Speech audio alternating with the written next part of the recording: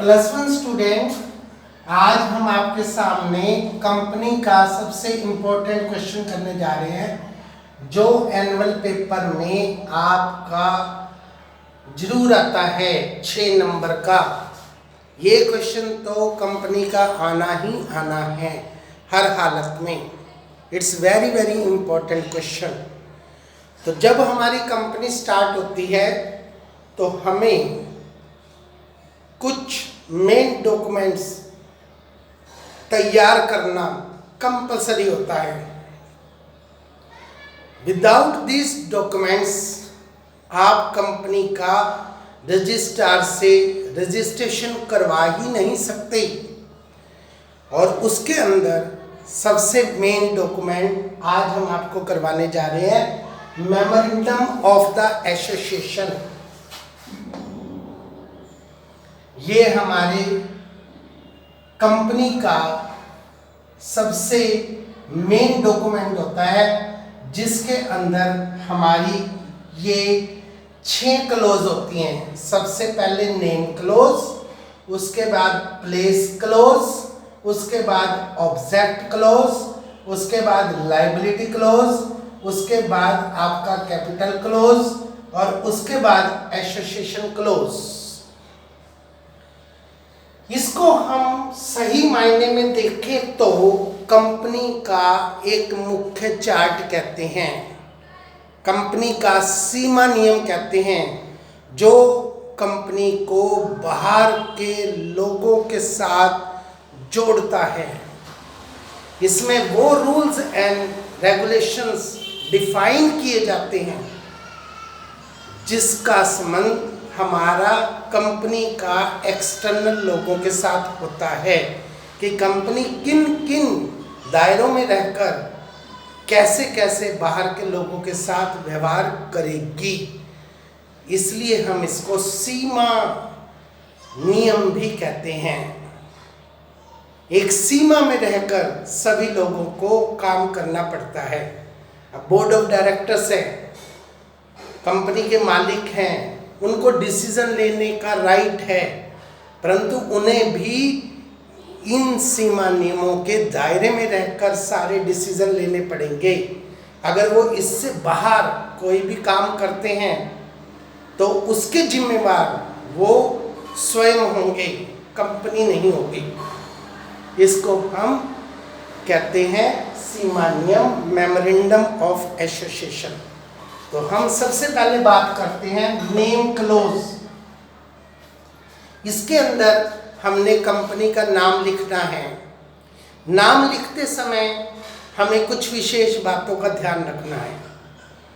हमारा कंपनी का नाम ऐसा नहीं होना चाहिए जिस नाम से पहले से कंपनी चल रही हो। फॉर एग्जाम्पल, आप साइकिल की कंपनी बनाना चाहते हैं, आप अपनी कंपनी का नाम हीरो कंपनी नहीं रख सकते।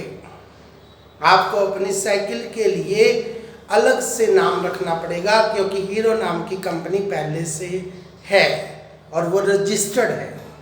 अगर आप हीरो रखोगे तो वो आपके ऊपर केस कर देंगे और आपकी कंपनी उसी समय क्या हो जाएगी, डिसॉल्व। इसके अलावा कुछ सरकार के नाम होते हैं जो केवल सरकारी कंपनियों में ही रखे जा सकते हैं। सम्राट, सम्राज्ञी, राजा, रानी, क्राउन, आप ये नाम नहीं रख सकते। उसके बाद अगर आपकी पब्लिक कंपनी है तो नाम के पीछे लिमिटेड शब्द लिखना जरूरी है। और यदि आपकी प्राइवेट कंपनी है तो आपकी कंपनी के आगे प्राइवेट और लास्ट में लिमिटेड शब्द का लिखा होना जरूरी है। ये हमारा नेम क्लोज। Registered place. अब हमारी कंपनी केवल एक छोटे से शहर में तो होती नहीं, कंपनी का काम कहीं पर होता है, उसके शेयर होल्डर कहीं पर होते हैं। तो हमने एक ऐसा जगह का चुनाव करना होता है जहां पर कंपनी का रजिस्टर्ड ऑफिस होगा। अब जैसे you are the students of CBSE board. अब सीबीएसई बोर्ड के जो स्टूडेंट हैं वो पूरे वर्ल्ड में छाए हुए हैं। सीबीएसई बोर्ड के स्टूडेंट को किसी भी प्रकार की इंफॉर्मेशन चाहिए तो सभी बच्चों को, सभी टीचर्स को, प्रिंसिपल को पता है कि उसका हेड ऑफिस दिल्ली में है। इसी प्रकार से आपकी कंपनी का हेड ऑफिस कौन से स्टेट में होगा, स्टेट में किस शहर में होगा, शहर में किस जगह पे होगा, उसको आपने पूरी तरह से डिफाइन करना है। अगर आप वो प्लेस बदल रहे हो तो उसकी रिपोर्ट 30 दिन के अंदर अंदर आपको रजिस्ट्रार को देनी है। इसके बाद हमारा आता है ऑब्जेक्ट क्लोज। कोई भी कंपनी, कोई भी बिजनेस ऑर्गेनाइजेशन जब भी शुरू किया जाता है तो उसके आगे 2 उद्देश्य होते हैं। बिना ऑब्जेक्ट के हम कोई भी बिजनेस ऑर्गेनाइजेशन स्टार्ट नहीं करते। तो हमारी कंपनी को किस उद्देश्य के लिए स्टार्ट किया गया, उसका मेन ऑब्जेक्ट क्या है, उसका सब्सिडरी ऑब्जेक्ट क्या है, वो आपको पहले से डिफाइन करना पड़ेगा। फॉर एग्जाम्पल एलजी की कंपनी है तो इलेक्ट्रॉनिक्स गुड्स बनाना, एसी बनाना, टेलीविज़न बनाना, प्रेस बनाना, पंखे बनाना, वॉशिंग मशीन बनाना, ये उनका मेन ऑब्जेक्ट है। परंतु अगर वो कंपनी इन सब प्रोडक्ट को पैकिंग करने के लिए कार्टून भी बनाना चाहती है और वो उसको अपनी कंपनी में सस्ते पड़ते हैं तो वो उनका सेकेंडरी ऑब्जेक्ट है। तो सबसे पहला फोकस कंपनी का मेन ऑब्जेक्ट अचीव करना होता है, सेकंड नंबर पर सेकेंडरी ऑब्जेक्ट। सिमिलरली आपका स्कूल है, हमारे स्कूल का मेन ऑब्जेक्ट बच्चों का एकेडमिक रिजल्ट लाना। अगर हमारे बच्चे स्पोर्ट्स में भी निकलते हैं, कल्चर एक्टिविटीज़ में भी जाते हैं, but it is the secondary object. अब आप सोनीपत, राई में चले जाएं, उन में साफ शब्दों में कहा जाता है कि हम आपके बच्चे को सुबह से शाम तक खिलाएंगे, क्योंकि वो स्पोर्ट्स स्कूल है। तो वहाँ पे स्पोर्ट्स नंबर 1 पर है और पढ़ाई सेकंड नंबर पे है। वहाँ पर बच्चे खिलाड़ी बनने जाते हैं, पढ़ने नहीं जाते। पढ़ने का टाइम उनको कम मिलता है, खेलने का काम ज़्यादा मिलता है। और यहाँ पर हमारे यहाँ पढ़ाई ज़्यादा कराई जाती है, खेल के लिए समय बहुत कम दिया जाता है। तो अलग अलग जगह पर अलग अलग ऑब्जेक्ट होते हैं, उन ऑब्जेक्ट को डिफाइन करना। लायबिलिटी क्लोज, लायबिलिटी क्लोज में हम ये बताएंगे कि किस शेयर होल्डर की लायबिलिटी कहाँ तक है। वैसे कंपनी में शेयर होल्डर की लायबिलिटी उसके द्वारा लगाए गई इन्वेस्टेड मनी, जो उसने शेयर खरीदे हैं, वहाँ तक होती है। इसीलिए हम उसको लिमिटेड लायबिलिटी कहते हैं। इसके अलावा कोई शेयर होल्डर अलग से कंपनी की लायबिलिटी का ठेका लेता है, उसको पहले से हमें डिफाइन करना होता है। उसके बाद आता है हमारा कैपिटल क्लोज। कैपिटल कंपनी की जान होती है जिस पर हमारा पूरा बिजनेस चलता है।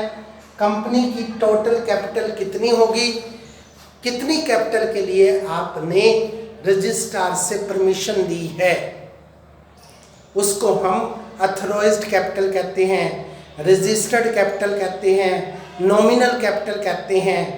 कंपनी अपने जीवन काल में उससे ज़्यादा कैपिटल शेयरों की सहायता से नहीं मंगवा सकती।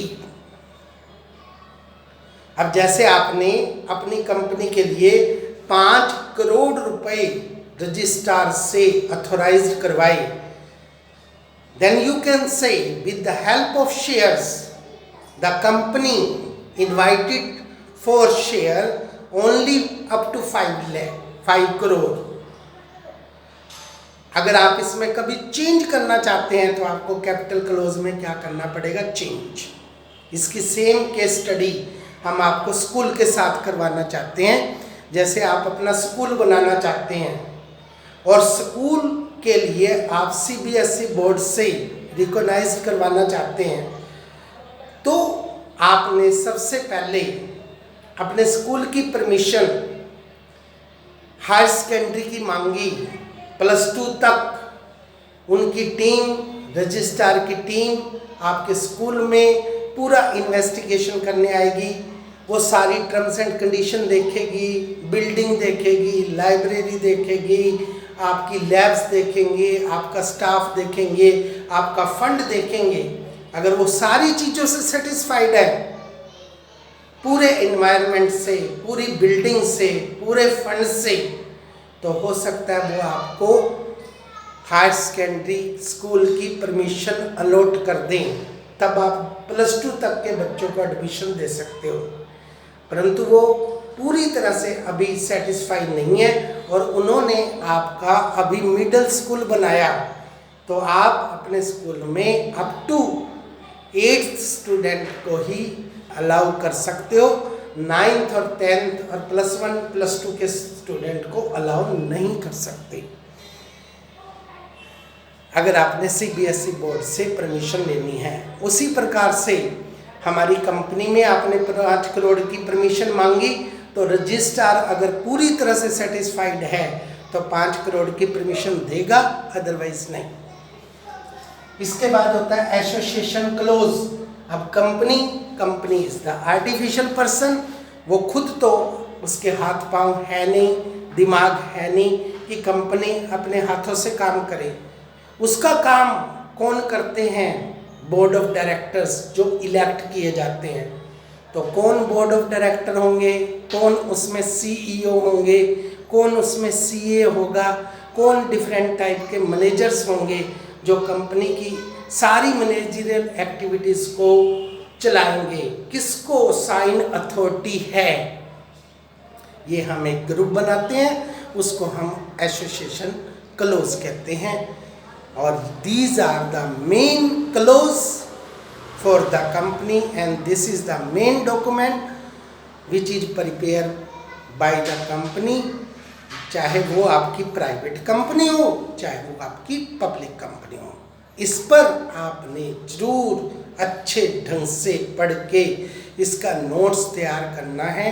ये आपका 6 नंबर का क्वेश्चन 100% श्योर पेपर में आता है। That's it.